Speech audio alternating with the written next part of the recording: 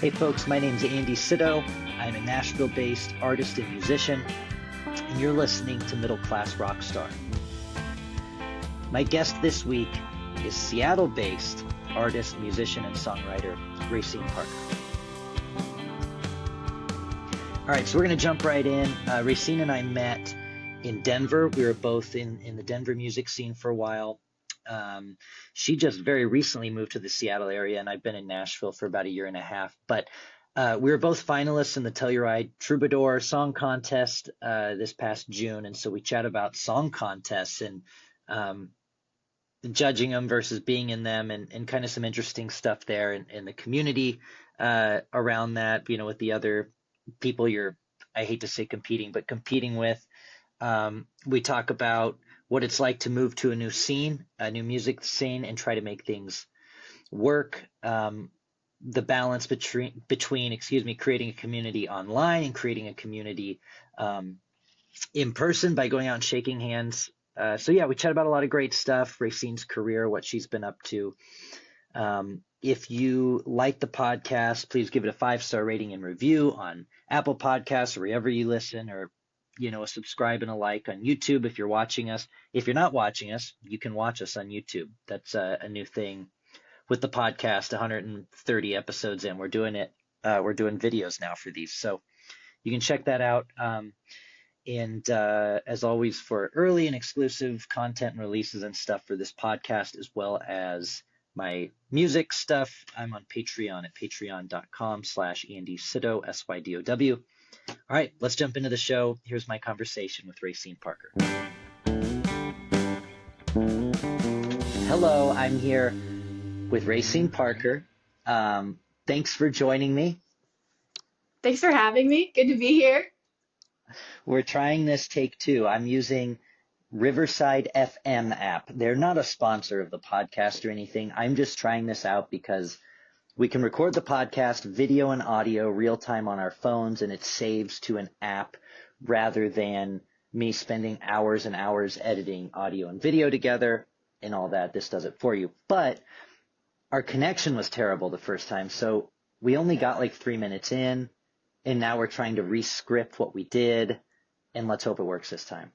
It's going to be great this time. I feel like it was meant to be, Now we're really dialed in, focused. Yep. We're dialed in, focused, and I can also take this time to do this better. I've got my middle class rock star mug. Oh. Boom. I'm ready for this thing. You got your mug too. I've got a mug, but it's not as cool as yours. I'm gonna order one. Are those online? Can I find those on your shop online? You know what? There is actually a gift. It's just one of a kind. Oh. Well, when they're available for special order, I would like to pre-order my middle class rockstar mug, please. That sounds great. That sounds great. Well, I appreciate you taking the time and bearing with the technical difficulties here. And you and I met first right after you moved to Denver. You grew up in Klamath Falls, Oregon. Yeah. And then a couple years after college, you moved to Denver with your fiance, now husband. Yeah. And you recently moved again. So I want to talk about all the moving and how that, like the struggles and maybe some of the advantages of moving and starting over in a new scene. But we met at Flight Co. Brewing. We decided right after we met. And I think we left off somewhere around there. Yeah. We were talking about how you're the ultimate connector of people, and after meeting you at Flight Co. and sort of palling around with you a little bit, whether you knew we were palling around or not, I was like, I'm hanging out with Andy. I was able to, meet some other folks and sort of get started with gigging pretty consistently in Denver, and then, I was there for just over almost 5. It was basically almost 5 years, and those last couple of years I was gigging pretty much full time and playing a lot of music. And it wasn't necessarily shows all the time. It was a lot of just regular, bar, brewery gigs, coffee shop gigs, farmers markets, etc. And so by the time that I sort of left Denver, I had already sort of which was very recent, within, several months, just a few months ago, I was leaving like this network of gigging. And so that's been really interesting. But yeah, so all that to say, meeting you, that was like the launch point for me and a lot of the music that I was making in Colorado. So thank you for that. Thank you. Appreciate you. Well, I appreciate you saying that. Thank you. And you did a lot in Denver. I mean, before you left, you got to was it you got to the top three, right? In Hometown for the Holidays. Channel 93.3 does that. Yeah, I was in the top 10. You're in the top I 10. I Okay. was in the top 10 uh officially. And that kind of was that was really exciting because that was right after I started releasing music from this new project that I'm working on. I've been working on it for what feels like forever. It's just been kind of a slow roll. But anyway, I started that almost exactly a year ago, a little over a year ago, with releasing music. And so this past year has been filled with like Hometown for the Holidays. That was a big thing. And then sort of followed that up with more singles. And then with each new single release, I feel like something cool happened in the Denver scene for me that I hadn't done before. So a lot of new stuff this past year has like really been filled with a lot of highlights that, you know, would not have happened had I not been playing as much and building, friendships and community. So yeah, you've kind of caught me at the tail end of a really great, um, little over a year of music. So I'm really excited to talk about it. Well, and hopefully you're not tying it up. Hopefully it's just about to be 2 years of really great stuff, you I know? think so. We're laying the foundation for the next year. Yeah, yeah. Yes, absolutely. It'll build. You brought up something you're talking about like community and Mhm. going out and just playing and meeting people. We live in a world where you can have a community that's not in your hometown. Um, Yeah. a lot of people do, and a lot of people make a really good living that way and build communities that way. All of these things. What is that balance for you between building that online community and just going out and shaking people's hands? And do you think that they're both equally important to you in what you're doing? I I think for me it fluctuates. It's like a pendulum for me. Sometimes I am really excited and invested in playing out, getting out, meeting people, um, in real time in the real world, quote unquote, real world. But and then sometimes that swings really hard back to online stuff where I'm like, oh, I'm not doing enough online. I need to be building my online community. I still struggle to find the balance between the two. I feel like the people who are doing, really well in music and really strengthening their community are those people who have found the balance between the two and are sort of documenting their journey. And I am still figuring out how to do that effectively. I kind of get I get obsessed. I get like excited about one thing, and that's all I'm gonna do. I get so excited about it, and then I'll swing really hard the Yeah. other way, and I'm like, wow, this is all I'm gonna do. So, um, I don't know that I'm the best person to ask for, how to best do that, but I enjoy both things at different times. It like comes in waves, with investing in online community building versus getting out and shaking hands. Yeah. Well, I feel like I'm kind of similar to you in that way too, where I'll be on the road and I'm just like, yeah, man, I just meeting people. This is how it happens. And then other times where it's like it totally swings the other way. And I see people, and I know you do too, that are all in kind of on one way or the other. And of course, there's no perfect formula, and it's different for Right. everybody. But it's just interesting to kind of hear everyone's different take on that. Yeah. It, and so moving from Denver to the Seattle, is it fair to say the Seattle area? Yeah, I am just north of Seattle. So I'm not actually in the city. It actually takes quite a bit of effort for me to get to the city, but it's not crazy. I'm in Everett, which is just north of Seattle. Um, Okay. yes, Seattle area is great. It's very, For those of us who aren't familiar with Washington very much, yeah, we're yeah. gonna say you live in the Seattle area. Hmm. Um, so making that move, does it feel like, you're talking about all these great connections that you made in Denver and kind of a lot of really cool career opportunities. Does it feel like you're starting over in a way, or with the things that you accomplished and with internet and social media, does it just kind of feel like I just live somewhere else now? It does feel like starting over for me, but I don't know if that's just because I right now have swung we talk about the pendulum swinging. I sort of unintentionally moved away from my online presence within the last few months, just from this feeling of like, oh, I'm getting settled in this new place and have not prioritized like being online. And so it does feel like starting over because I think that if I would have done this move differently, because I'm 5 months into the move now, I think I would have really made a priority of trying to really show up online. But I was so much like, oh, like, this is just kind of a crazy time. I'll get back to it. And that was like, every week I'm like, oh, I'll get back to it. So I think that it has felt like starting over, but only because I don't think I did a great job of like trying to stay connected. Because I just kept saying, oh, I'll get back to it next week. And it's been like 5 months. Like time has just absolutely flown.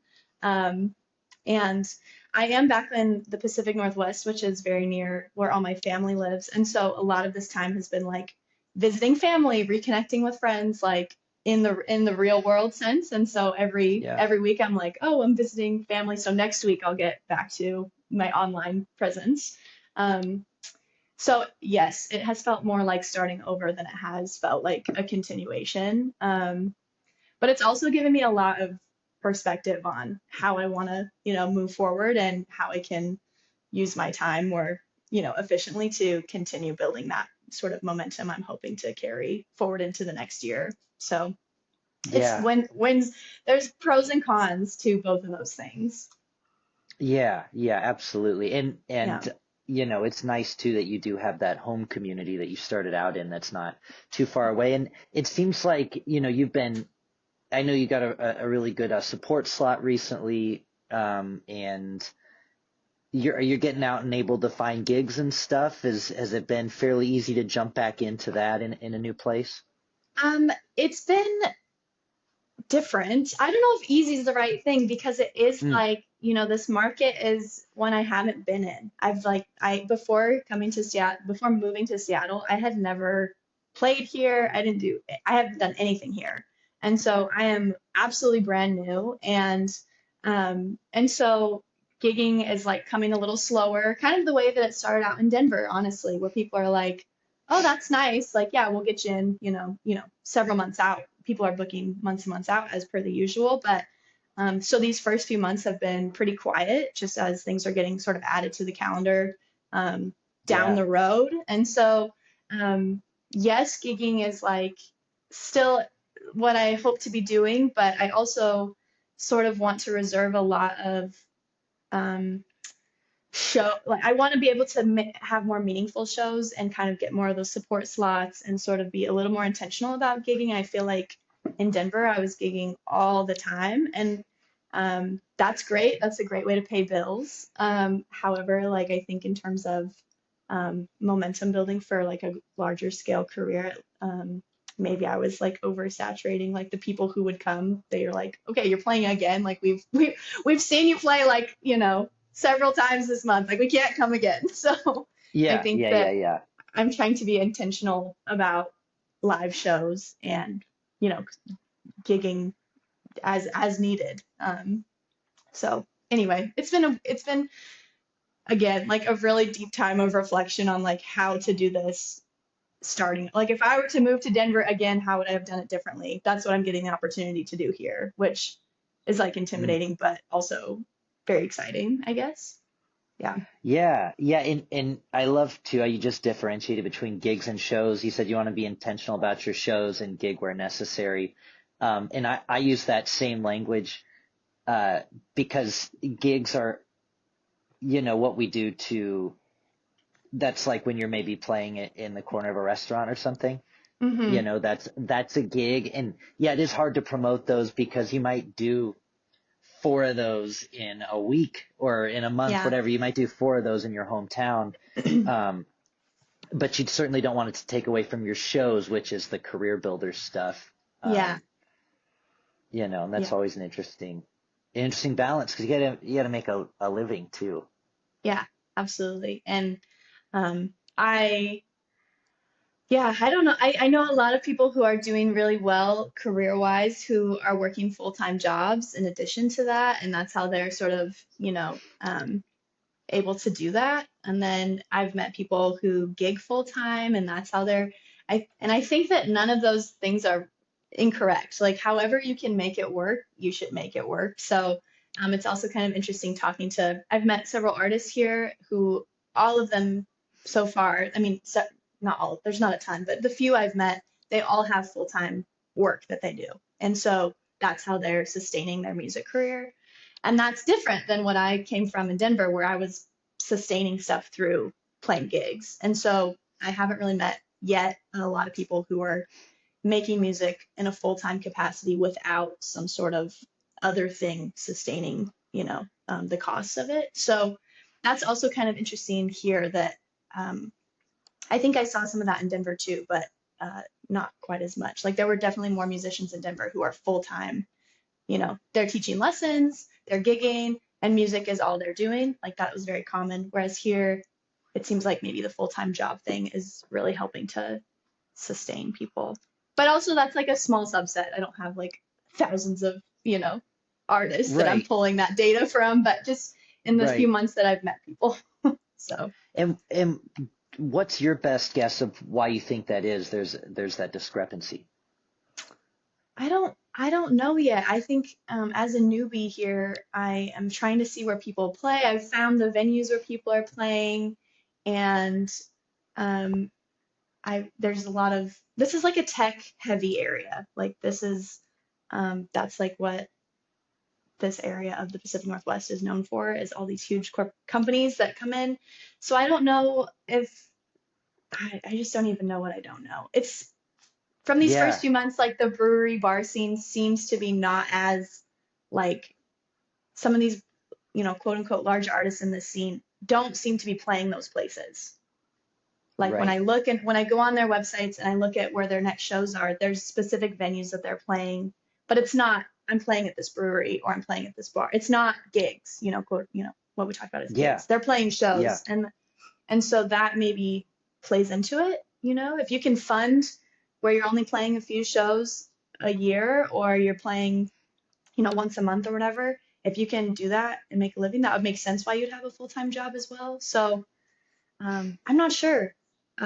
Still getting like familiar Yeah, with yeah, it. yeah. What's it's interesting. It's interesting to hear. Yeah, I'm only familiar with like Denver scene and now Nashville scene a little bit, and right. And Nashville is Music City, right? So like, um, how did you feel the Denver scene compared to the Nashville in that sense of, there's a lot of working musicians in Nashville. it's interesting. Yeah, the stuff I was doing to make a living in Denver and still am doing, is like Hmm. gigs where Yeah, you're playing in a restaurant, you're playing in a bar, and use that to fund everything really. Like sometimes it's five, six, seven times a week that I'm out playing. Um, but those gigs paid enough to kind of make that work. Whereas when I moved here in my first month in Nashville, I think my very best paying gig was like $200. And I had a lot of 100s and 150s. And, I just jumped right in and said yes to everything. But that was like, whoa, how are we going to pay our rent on this? This is yeah, different. So I thought that was interesting. And it's because everywhere, I think, because everywhere has live music and everyone's doing it. yeah, Um, but on the other hand, the advantage of being in a place like Nashville is that everybody's doing cool shit yeah, everywhere, yeah, and you're in this, it's intimidating, but also really cool. You're just in this like melting pot of music. It's not just country at all. It's just Yeah. stuff. Yeah. Yeah. Well, that's also interesting too to comment on like the genre aspect, because here so far, the folks that I've met, which again, not a ton, but a few, a lot of Yeah. comments about like, oh, the kind of music you're making would be good at this venue. And and I go, Right. oh, okay, thank you. What kind of music am I making? Yeah, right. And so like somehow, and I'm, and I am like a country artist, I guess, a country leaning artist. And so there's also this element here, um, that worked really well for me in Denver. That, what the music I made felt very like at home in Denver and in Colorado. And here there's like this vibe of, you know, I think that country-ish is there's definitely space for it here, and there's people here doing it. I just haven't met those folks yet, I guess, because a lot of the people I've met are in sort of the other realms and certainly seem to have an opinion about, whether they didn't say anything outright, but they were just like, oh, the kind of music that you're making. I'm like, wait a second, what? So I'm also sort of figuring out that component of the music side here. There's a lot of pop, a lot of EDM, a lot of R&B and soul, and like there's all of these Mm, other genres that are seemingly like doing pretty well here, which is great. And so sort of I think that does leave space for somebody like me who's not doing those things. So I'm excited yeah. about that, but I also am trying to navigate, oh, okay, so that's how, these venues typically operate in these genres, etc. And the kind of music I'm making works for these venues, kind of thing. So it's kind of interesting to dive into the nitty gritty of this specific scene, because it is different. Yeah. Yeah. That's so interesting. I think you can it would be cool if we could just collectively as a music community, if we could just nominate you to move to a new town every 4 or 5 years and just kind of compare and contrast all the difference. Yeah. I don't know. Um, one of the cool things you got to do this year, and we hung out a lot that weekend, was the Telluride Troubadour contest, Hmm. which happens at the Telluride Bluegrass Festival, and we were top 10 finalists or however many there was. I think it was 10, and we camped in the rain all weekend, and we went to the festival and we did the contest. What was your, oh, and then you also turned around and did Folks Fest. You were a top 10 finalist in that as well, which is they're both put on by Planet Bluegrass, I think. Hmm. So that's pretty cool. Like, number one, getting into one of those is a certain amount of validation that you're doing something right, correct?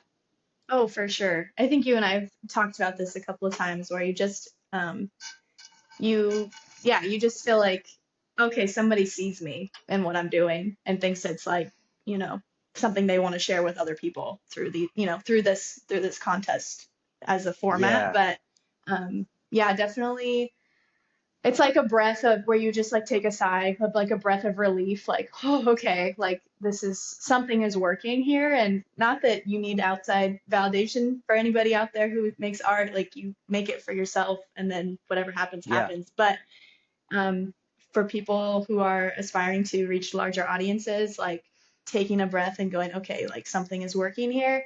Um, Totally, like you said, totally validating and very also kind of very humbling too that you get to yeah. go and be around other musicians and artists and sort of being around other people who are doing really incredible work is really inspiring, again also very humbling. Yeah, it was wonderful. I had a great time. Is it something? Is it something that you're like, I want to enter more of these? This is positive career stuff, or was it like, that was cool, but I don't want to enter my songs in contests? I've heard both sides of this. Oh, I also want to hear what you think about this as a person who has done this as well. I would enter more. solely for the part where you get to go hang out with everyone. When you Yeah. when you contest aside, the contest thing that has a weird, it's kind of a weird vibe to it a little bit in terms of comparative art and style, etc. Whatever. That part aside, the people that I was able to hang out with and meet and form like a seemingly meaningful connection with, not just the other artists, but also the organizers and other people coming through the festivals, especially at like Folks Fest. We got to meet a bunch of the artists who were playing the actual festival itself. Just that component was enough for me to say, yeah, I would do this again. Um, but, if you take it too seriously and look at it as oh, I didn't win, it's a win-lose thing, um, then I don't. I could see why somebody would say I don't want to do that anymore. Because again, it is quite humbling, right? Like there's that aspect of if you don't win, there's this moment of, well, what the heck? But also you're like, well, does that, push that aside, does that even matter? I don't know. I feel like I gained so much from it. So what do you think? Yeah. Are you going to keep entering? How do you feel about it? I'm, I don't know. I might be retired from entering Yeah. contests. I might not be. I don't know. But I had the last like 3 years I entered Yeah. and got to do a bunch of them, Yeah. Kerrville a couple times and Falcon Ridge and the Troubadour. And, I Yeah. think the competitive person in me, and I want to say like, I'm not competitive as like my song is better than yours at all. I don't view it like that at all. No. But the part of me that like uh, yells at the TV for Ohio State Buckeye games every Saturday is like, yeah, I want to win one of these things. Yeah. And I finished in second twice in two contests this year, and I haven't won one.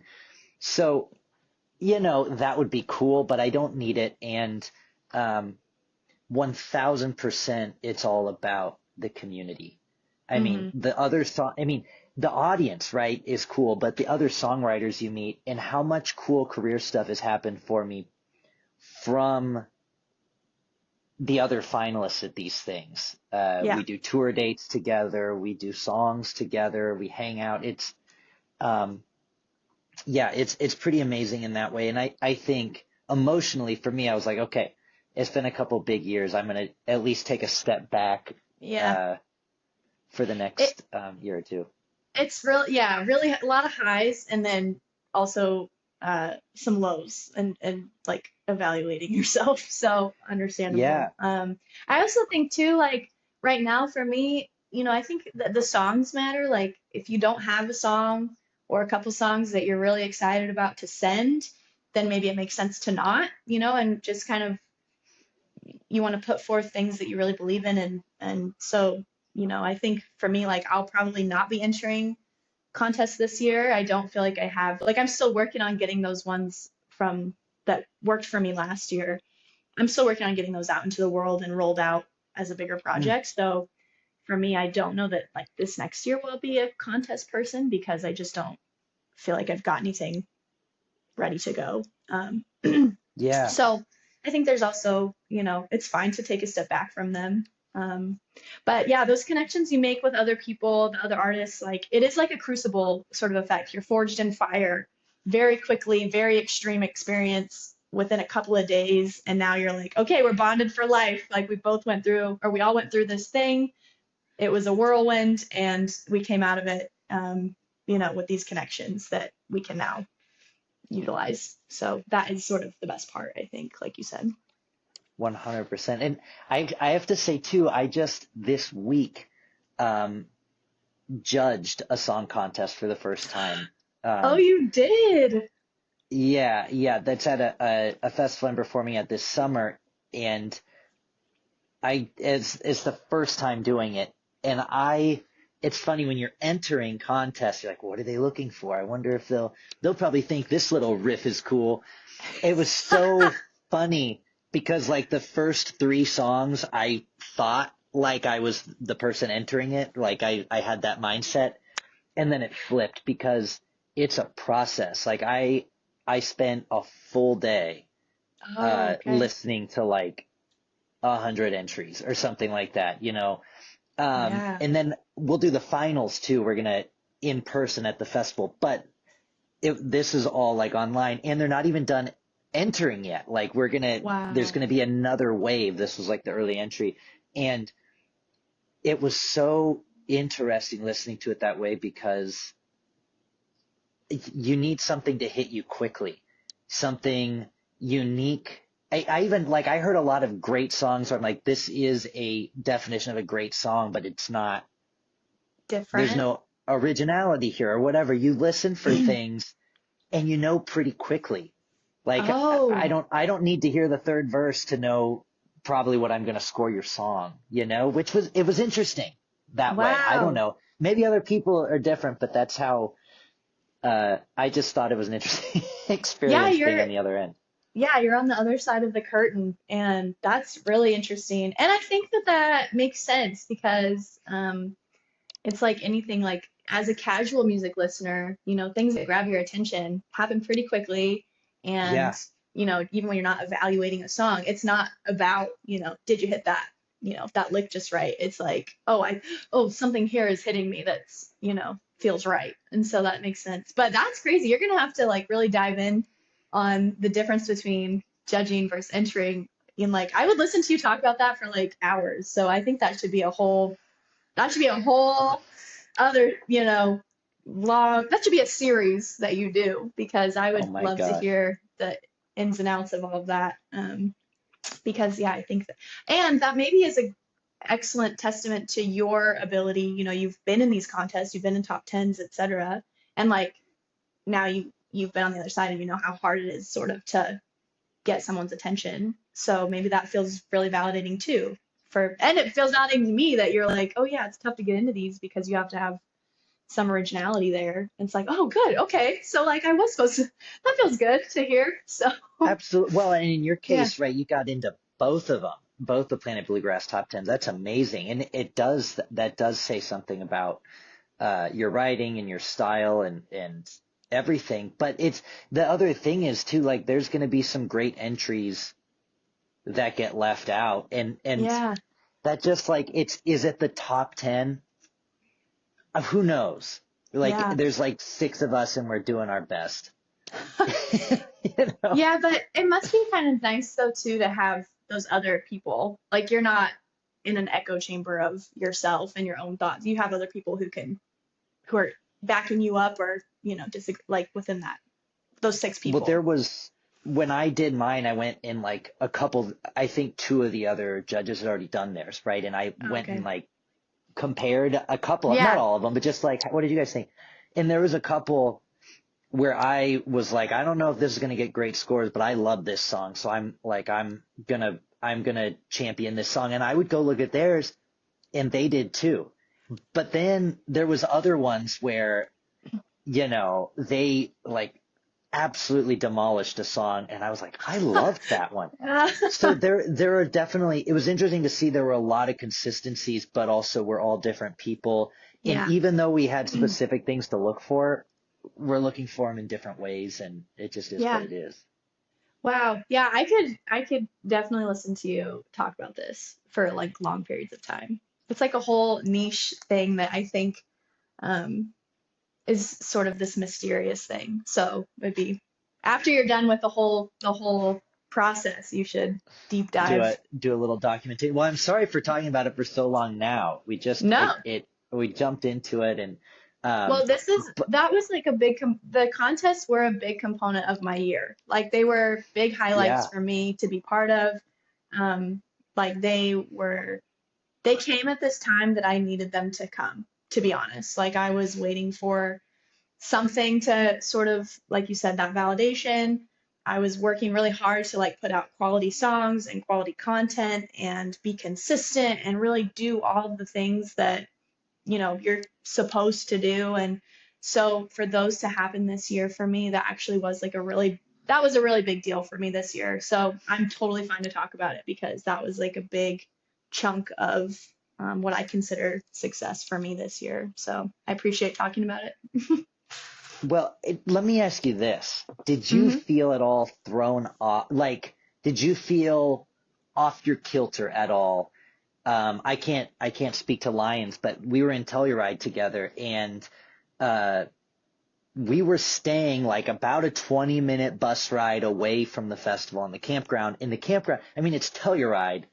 It snows in June. I Mm, mean, the sun comes out and you need a short sleeve shirt, and then it goes behind the clouds and you need a heavy jacket. It's a wild climate, and it's beautiful, and the music was wonderful, but you were in performance mode. You were having to, put on the look, put on the stage presence, do the whole yeah. thing. Yet at the same time, we're like 20 minutes away, waiting in a long line for the bus with our music gear. It rained super hard. We were way down like in a valley by the river. Uh, Yeah. were you thrown off at all by that, or are you just like, this is part of the experience? Let's go. Um, I thought it was part of the experience, but like as I'm doing my mascara in the tent, and like putting on my makeup in my tent, I was like, this is kind of crazy, but okay, like this is what we're doing. I think that I think that the performance piece was like was thrown off a little. I don't think that I didn't. I think that to somebody watching, they go, yeah, that was like pretty, like she's fine, that was great.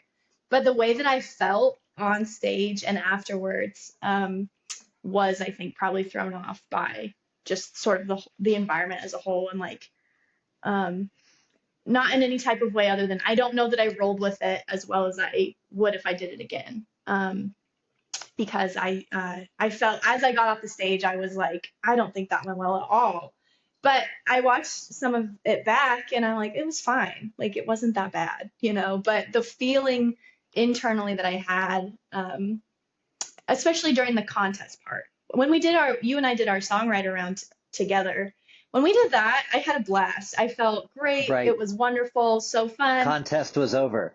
The contest was over. We were just like, it is, here we are. It is what it is.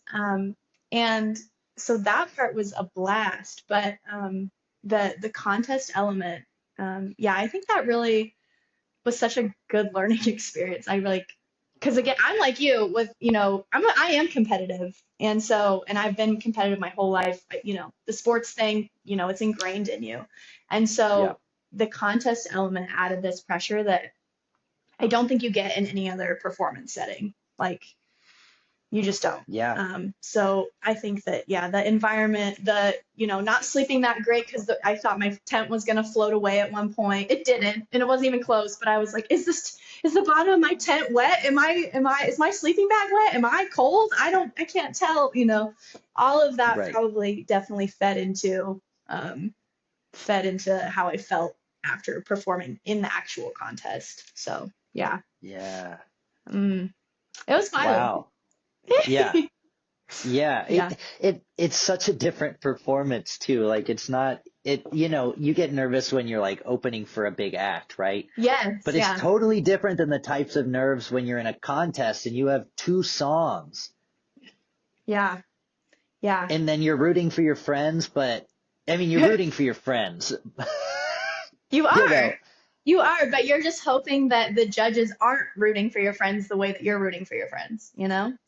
Right. Like, of course, I Yeah. want everyone to do well. It's not about, I think that you said this. It's not about the other people. It's not mine's better than yours. It's more just, are people going to see me the way that I hope to be seen? I think for me, that's what it was about. And, Yeah. we hope to be seen as number one, of course. Yeah. That's the competitive part, but it's really about, do people see like what I'm doing and is that, valued the way I hope it would be? Um, Right. yeah. So yeah, it was tough. It was tough, but I think I learned a lot. Yeah, absolutely. So in an ideal world, what Mm. does, this kind of, we'll call this a 5-year era of Denver, and now you're recently Ooh, yeah. relocated. Where does, in an ideal world, what does the next 5 years look like, and where are you at the end of that? Ooh, that's such a lovely question. Before we send you off to Vermont for the next five Yeah, years. yeah, yeah. I'm kind of thinking San Diego sounds nice. There's a lot of sun there, so maybe let's head south. Yeah. Um, the Denver era for me was like absolutely wonderful and critical to where I am now. And it is all wrapped up in this album I'm working on. I spent several years working on it. It's going to be out next year, early next year. I'm getting everything finalized for it. So this album is going to be coming out probably in February is what I'm aiming for. And so I'm hoping that that project will be a really nice sort of time capsule for that time of all that came with starting out, growing, and then, getting to go play at Telluride. Sort of that growth, I think, is put into that album. So I'm excited to put that out. And so this will be like the start of the next 5 years. Once that project is out, I'm sort of gonna do my best to get it out into the world, but then also start looking forward to that next 5 years, which I don't know what those will look like in terms of where I'll be location wise. Like maybe I'll still be here in the Pacific Northwest, but I do think that the songs that I am writing now and will hopefully continue to be writing are going to be better and uh, sound more like what I want to sound like. And so I'm hoping this next 5 years is really just building off of the last five in a way that reaches more people. Of course, that would be great. Opportunities to play more intentional shows, open for people that I like. I think that's another component is like it's really fun to open for people you're actually a fan of. I've gotten to do that a Yeah. couple times, and that's been great. Hopefully, just a lot of growth and continuing that built on this foundation of what I found in Colorado. I think that's what I see in the next 5 years. It's hard to know, it's hard to know. It's hard to know like Yeah. what even that will look like because I want to be like, oh, well, we're all gonna make it and we're all gonna be at the Grammys in 5 years. But I also want to like respect that like it is a windy, not necessarily upward trajectory. It's a it's this like uh yeah, I don't know. But I am gonna continue to like keep building, keep working, try to be more and more true to what I want as I figure that out, and sort of documenting as I go. That's really the goal. But I'm hoping I'm like rocking up to the Grammys with my friend Andy, and we're like, oh hey, look at us, we made it. That's right. That's right. Yeah, They'll be like, Taylor who? No, I'm kidding. yeah. Uh, My best friend Taylor Swift and I, yeah, she'll be that's there right. too. She's like my plus one because my husband had to stay home with our dog. So I had to bring Taylor Yeah. Swift. Yeah. You'd leave him home with the dog. That's nice. That's Well, nice. Yes. somebody has to hang out with her. Somebody's got to do it. Yeah. So, Somebody's got to do it. Well, I wish you all the best success in the next 5 years and beyond. And I think you bring up that good point too of being realistic about it and also having goals and being like, yeah, I can achieve that. But also we're not all going to be at the Grammys in 5 years. It's cool as that would be. And that's, some of that's, I mean, most of that's out of our control, I think, in a lot of ways. yeah, I think that is a great thing too that I've since moving have really been reflecting on. I'm trying to like let go of stuff that this sounds however it sounds. I'm trying to let go of that stuff that I can't control. I'm trying to be like, you know what? I'm going to make this music no matter what's going on, who's listening, etc. Like I'm going to be working on this and everything else might fall into place. It might not. I'm trying to not really care about that. And just think like for example this project I'm working on, it's taken way longer than I thought it would. I'm trying not to care. I'm trying to be like it's my own thing. People don't, the only person who cares about this as much as I do is me. So there's all these components of just like letting go of all of that and just saying, yeah, this is what I want to be doing. And I'm doing what I want to be doing at the pace that I want to be doing it at, I guess. Maybe a little slower, but yeah, there's a lot that's outside of what we can control, but I think that's okay. Yeah. Yeah. Yeah. And I want to chat a little bit with you briefly about your release strategy. This is something that all indie artists talk about. Yeah. And we've seen, I know we've talked about like Josiah and the Bonnevilles together. And for a Yeah. while, that dude was like, covering songs that people wanted him to cover and do this cool, unique thing, but very simple production. He could do it on his own at home. Uh, I mean, very, very, very quality. I'm not saying that. I just mean he's Yeah. not getting together and with a six-piece band and doing a bunch of overdubs. Yeah. Um, and he kind of took off from just release, release, release, content. And it's just this constant thing. Other people you see will do it very much the old style of an album every 2 years, and it does take that much time to really do it up. If you're hiring a producer and musicians and doing it all just right, it does take time. Um, and then I feel like kind of what you've been doing is you've had a lot of songs that you've released, and they're spaced out enough where I see you making like a lot of content for each song, but they're not spaced out so much where you're like, okay, we get it. We get it. The willow tree, we get it. Yeah. Um, I think you've struck a good balance with that. Um, what's sort of your thinking around your release strategy, and is it something that you think you're able to maintain going forward? Yeah. Thanks for asking. Yes, I was trying out this year for this project, trying to be consistent every like 8 weeks or so ish, roughly, with a new song. But that's because I had that content ready to go. Like, had those songs ready. I was making videos pretty like lyric videos or music videos consistently to also release alongside those songs. Like each of those songs got some sort of I think really quality video content to uh, be act as a visual for those songs. And then I was also trying to do the thing where you get online and talk about them, or you lip sync, or you are relatable, or you're making a cup of tea in your kitchen while the song is playing. I was trying to also do a lot of that kind of daily content as well. And that was all great and was going great. And then I moved, and now I'm trying, you asked if I'd be able to maintain it.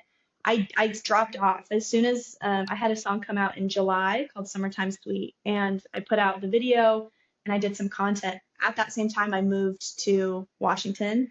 And like I said, I sort of fell off on my online presence. And I didn't have a new video ready for the next release, and I don't have more videos ready for the subsequent ones. So now I'm sort Yeah. of rebuilding connections with, or trying to rebuild connections with people who can help me make those quality, video content pieces. Trying to build back the nerve, frankly, to like show up on social media again.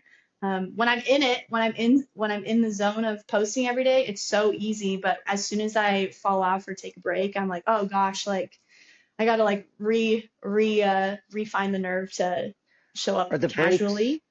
are the breaks important for you? Are they purposeful, or is it a life happens kind of thing? I think it's a life happens kind of thing.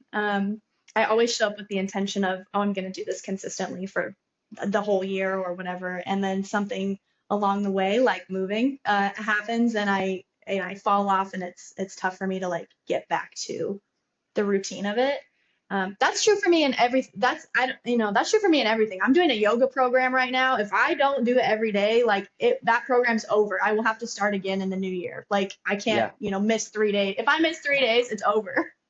So Right. that's Right. true for me in music too. And that's, sort of my own, like just getting over my own own issues with, staying consistent. So anyway, the life happens thing. And but I'm hoping within the next couple of months to rebuild the network here to where I can consistently put things out online and continue with the release strategy. I know with you released all of your songs as singles before releasing your album, right? Yeah. Yeah. Yep. So I did something similar. I haven't released all of them. There's still Mm. several more, and I'm trying to decide. I think I'll probably leave like one or two as strictly just for the album, mostly for resource perspective of like, I don't know that I'm going to have the resources to put them out and promote them the way that I've done others. And also, anyway, all that to say, it's interesting to see how many singles before a project, how people do that. And so, anyway, all that to say, I think that I was consistent for a while. I dropped off, and I'm going to be rebuilding for a little bit before putting out this bigger project.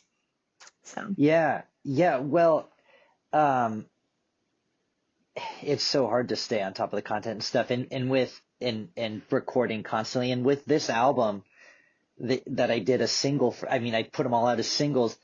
It was cool, and that like you get a little bump from the algorithm every time, I guess. But also, um, I couldn't make a special event out of every single song.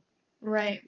And maybe that's okay because Spotify told me, or streaming platforms told me which ones to spend time on. There was three that did way better than the rest. So who knows what the strategy is, but I really enjoy hearing what everyone does Yeah, and why.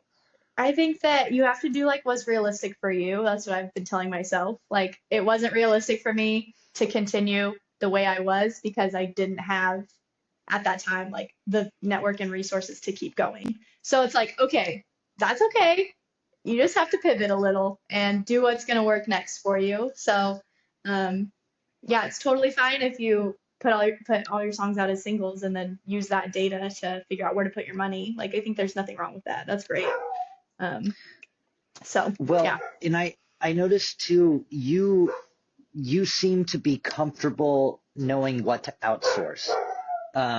It's we try to do everything, right? But you can't be a great video editor and poster maker and lead guitar player and singer and songwriter. You can't do it all. Um, but you've kind of, I think figuring out what to outsource is always the toughest thing for me. I Mm, want to keep getting good at different things, but I have a hard time of saying like, well, I am not a mixing engineer, pay someone to do it. Sorry, the dogs are barking up a storm in the background if you can hear them.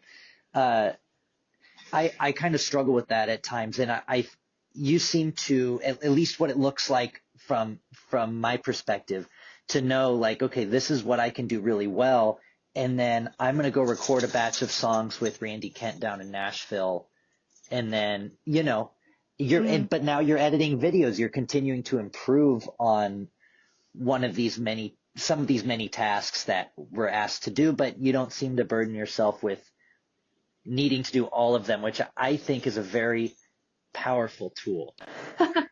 Well, it comes strictly from time. Like I just don't feel like I have the time to learn how to do some of these things at the level that I want to do them by the time that I want to do them, right? Like I was like, I need to get these things out. This is my timeline. This has to get done. I didn't feel like for most of the stuff, I I I don't know how to do a lot of it. And especially like if I tried it, I wouldn't be happy with the quality. And I'd be like, well, this doesn't feel like it represents what I'm trying to do. Hmm. So a lot of that for me is more just like it's not just because um I'm like it, it's solely for timing. It's just I don't have time to like learn how to be an expert in, Premiere Pro or how to yeah, I've tried. I think that's the other thing. I have tried to be like, okay, I'm gonna do this myself. And then I get down to it and I've spent like hours and hours and hours and I'm nowhere close to what I want to be doing. I'm like, you know what? I know somebody who can do this like tomorrow. So I also love the aspect of creating with other people. I know that a lot of people take a lot of pride in making everything on their own, and I think that that's awesome if you can do it. For me, I love the part where you get to bounce ideas off of other people and see what they see or see what they or listen to what they hear in your song or like what's resonating with them so that you kind of can come up with something conceptually that maybe you wouldn't have done on your own. For me, a lot of it's driven by what I want to do, but I love being able to work with other people. I think that adds to the community aspect of like trying to build something with the people around you. So I outsource partially because I just don't want to do everything on alone, and also because I just don't have time to learn how to do it effectively for myself. what's the one thing where if you could snap your fingers and be really, really good at it and it would just help your process so much, what's the one thing that you would pick? Oh my gosh. Uh,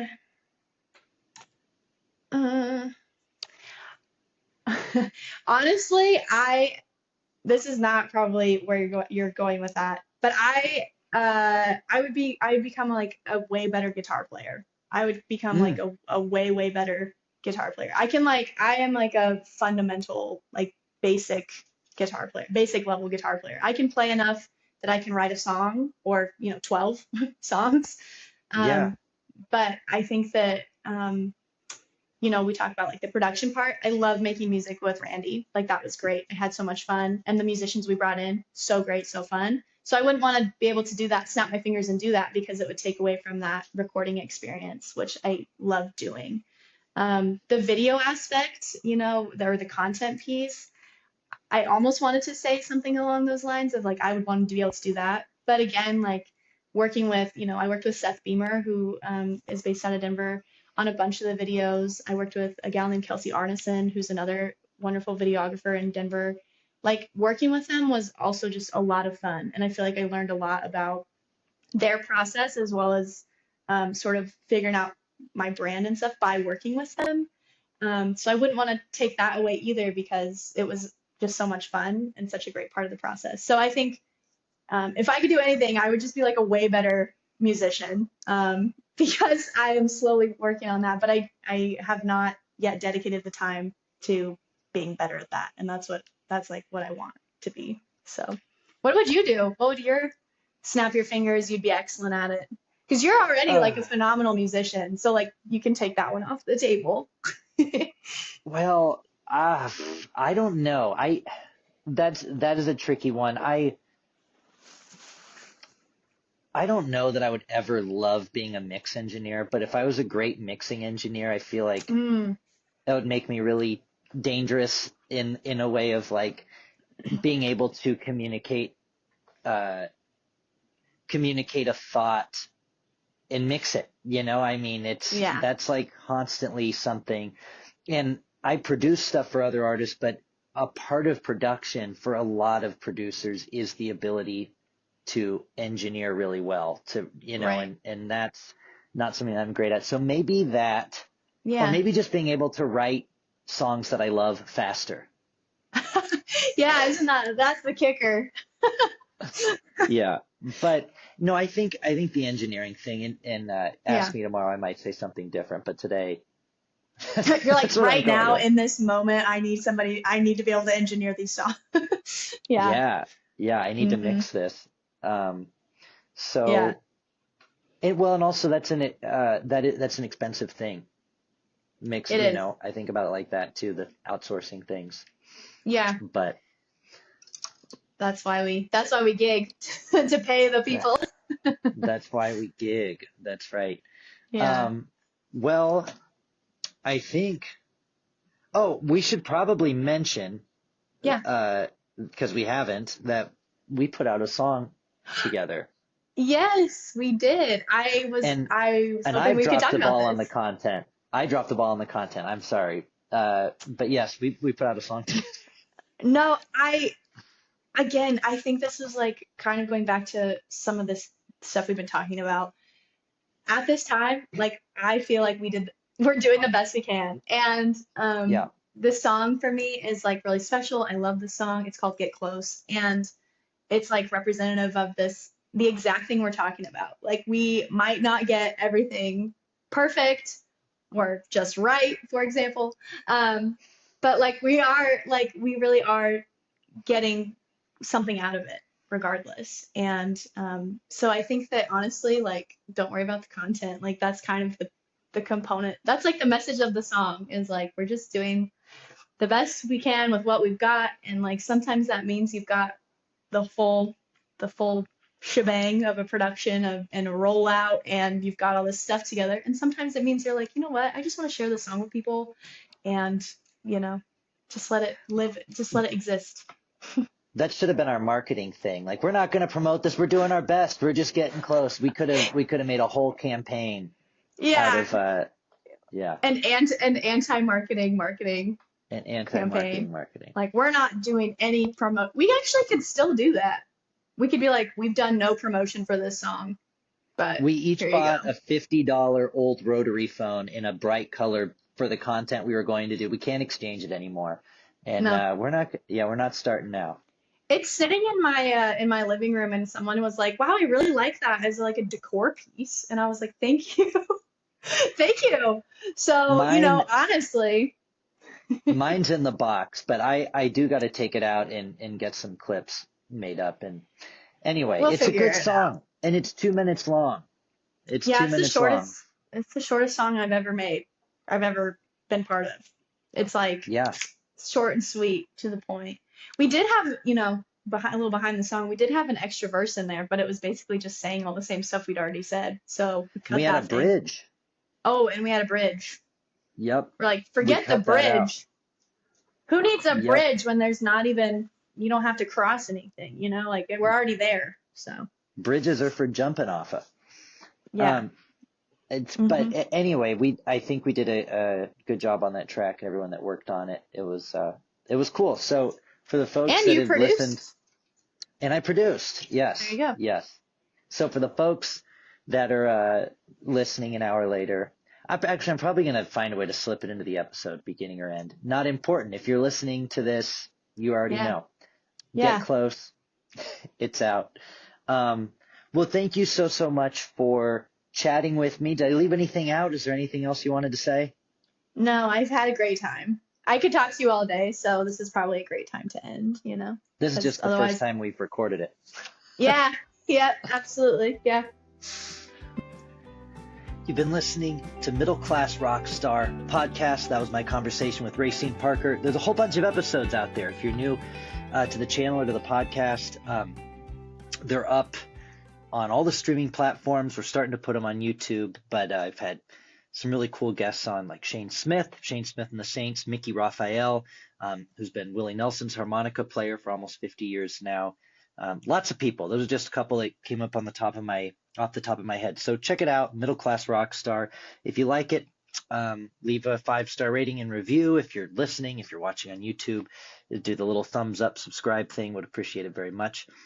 And my name's Andy Sito. We'll talk to you next time.